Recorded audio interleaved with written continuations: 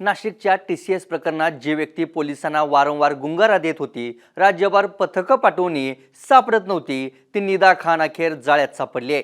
छत्रपती संभाजीनगरमधून निदा खानला नाशिकला आणण्यात आलंय। पण निदा खानच्या अटकेनंतर अनेक बाबी नव्यानं समोर येत आहेत। आता निदा खान या प्रकरणातला फक्त चेहरा आहे का? निदा खानला पुढे करून TCS मध्ये हा खेळ दुसरंच कुणीतरी खेळत होतं का? पोलिसांची ही मोहीम कशी फत्ते झाली, या सगळ्या प्रश्नांची उत्तरं शोधण्याचा आणि ही सगळी टाइमलाईन तुमच्या समोर मांडण्याचा प्रयत्न करणार आहोत। नमस्कार, मी लखन आदाटे आणि तुम्ही पाहताय मुंबई तक। नाशिक TCS प्रकरणातील आरोपी निदा खानला छत्रपती संभाजीनगरमध्ये अटक केल्यानंतर नाशिकमध्ये आणत नाशिक रोड पोलीस ठाण्यात अटकेची कारवाई पूर्ण केली गेली आहे। पण ही कारवाई करताना पोलिसांना मोठा प्लान आखावा लागला। पोलिसांनी आपली ओळख लपवत साध्या वेशात आणि खासगी गाड्यांनी एंट्री करत कोणत्याही प्रकारचा गाजावाजा न करता सर्जिकल स्ट्राईक करत निदा खानला पळून जाण्याची संधी न देता अटक केली। कारण आतापर्यंत निदा खानने अनेकदा पोलिसांना गुंगारा दिला होता। पोलिसांची हालचाल लक्षात येताच ती जागा बदलत असल्याचं तपासात समोर आलं होतं।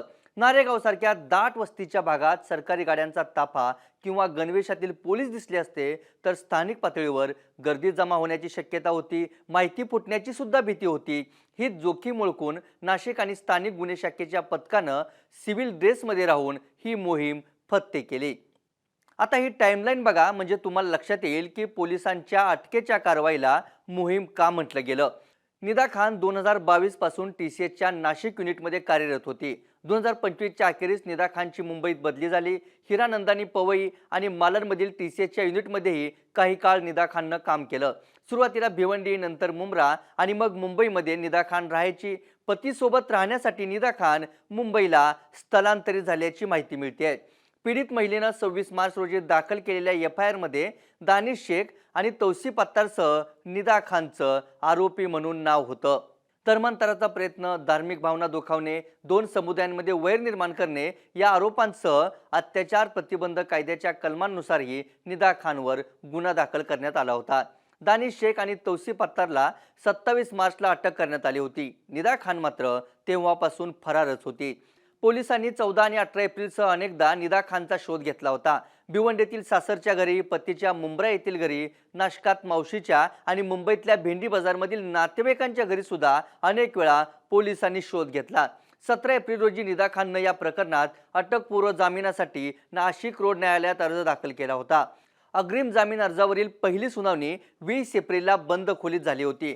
दुसरी सुनावणी आणि युक्तिवाद 27 एप्रिल रोजी बंद खोलीत झाला। निदा खानचा जामीन अर्ज फेटाळणारी अंतिम सुनावणी 2 मे रोजी झाली होती।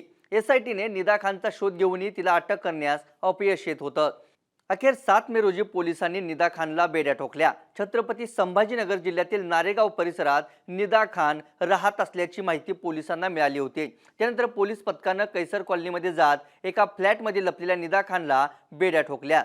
याच फ्लॅटवरती मावशी आणि इतर 3 नातेवाईकांसोबत राहत असल्याची माहिती मिळते।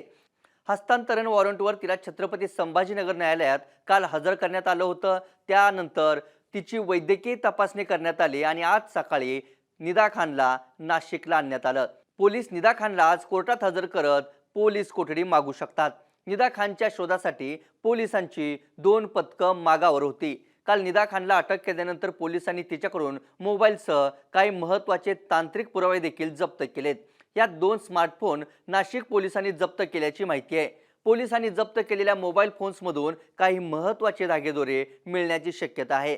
महिला लैंगिक अत्याचारातील आरोपींना मदतीसह धर्मांतरासाठी निदा खान महत्त्वाची भूमिका बजावत असल्याचा तिच्यावर आरोप आहे। निदा खानला अटक केल्यानंतर TCS प्रकरणातील SITच्या तपासाला आता गती मिळणार आहे। यासोबतच TCS प्रकरणात विदेशी फंडिंगसह इंटरनॅशनल कनेक्शन असल्याचाही पोलिसांना संशय आहे। आता या तपासातून आणि निदा खानच्या चौकशीतून आणखी काही बाबी नव्यानं समोर येण्याची शक्यता आहे। या व्हिडिओत इथंच थांबूयात। निदा खान निर्दोष आहे की तीच या प्रकरणाची खरी सूत्रधार आहे? निदा खानच्या चौकशीतून नवी खळबळजनक माहिती समोर येऊ शकते का? निदा खानचा चेहरा पुढे करून कुणी दुसरीच व्यक्ती हा खेळ करते का? याबद्दल तुम्हाला काय वाटतं ते आम्हाला कमेंट करून नक्की सांगा। ताज्या घडामोडी आणि अचूक विश्लेषणासाठी मुंबई तकचं YouTube चॅनल सबस्क्राइब करा। फेसबुक आणि X वरही फॉलो करायला विसरू नका। धन्यवाद।